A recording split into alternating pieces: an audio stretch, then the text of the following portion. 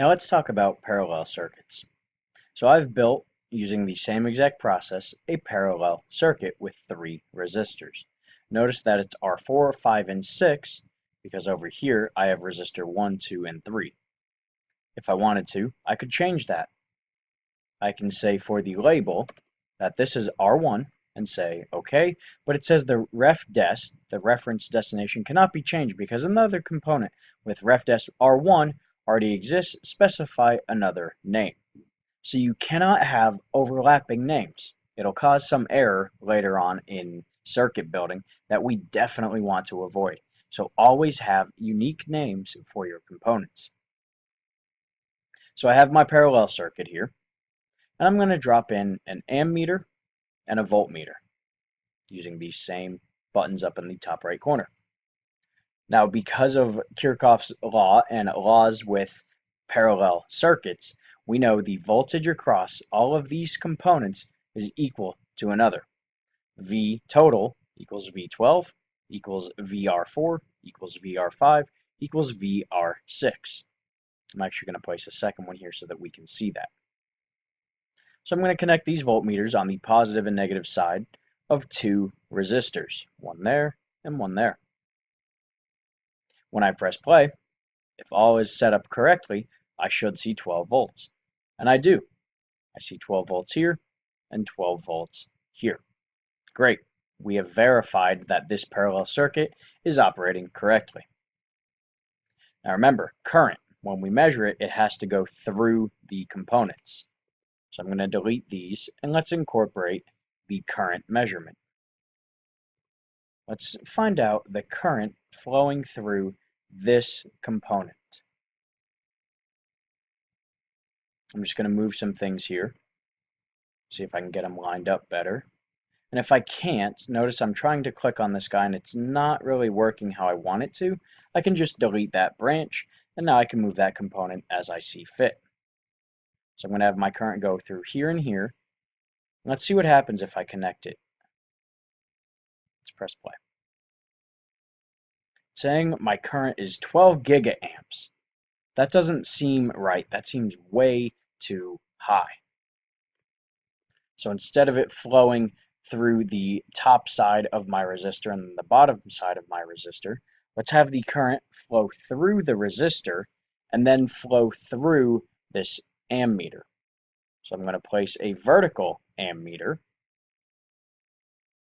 And notice if I drag it near the lead of that resistor, it connects them. I can verify that by shifting everything up and see that wire that it's drawn there. It's connected that ammeter to the end of this resistor. I'm going to connect it to the rest of my circuit and press play. Now I'm getting a measurement of 0.022 amps. Or if I move my decimal point 3 spaces to the right, because it has to be an SI, 22 milliamps. I'm going to stop this.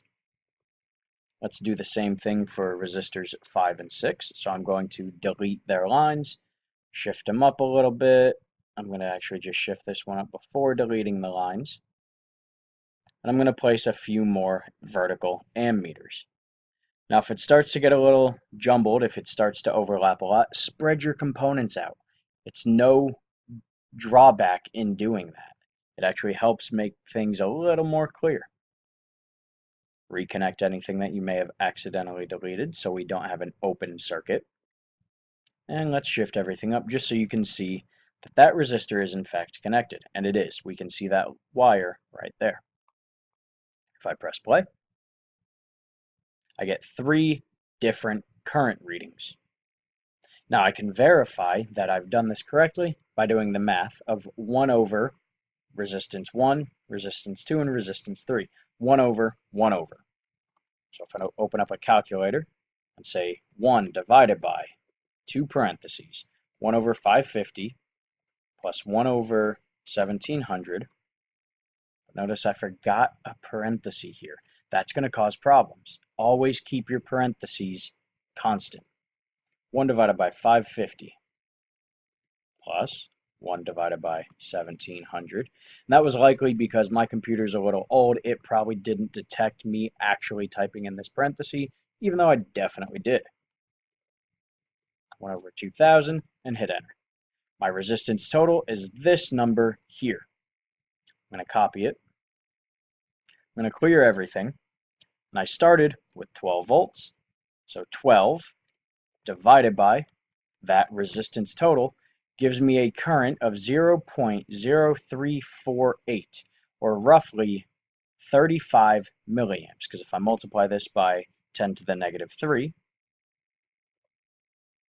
I get 34.877.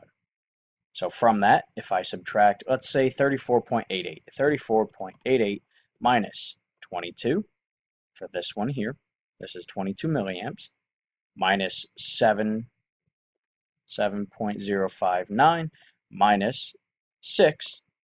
I'm a little off here because of my rounding, but it looks like I've done this correctly. I should see that one of these is 6 milliamps through this component. One of these is 7 milliamps through this component. And one of them is roughly 22 milliamps. So even though it's not exact, I'm close enough that I'm confident I did this correctly. Remember, MultiSIM incorporates some fluctuation in its values because of those tolerances. But that is how you build a parallel circuit in MultiSIM. That's how you build both. Now, if I want to save this information, very important, File, and I always use Save As. Now, it defaults to a folder that you all may or may not have access to, but it's somewhere deep in this computer's hard drive.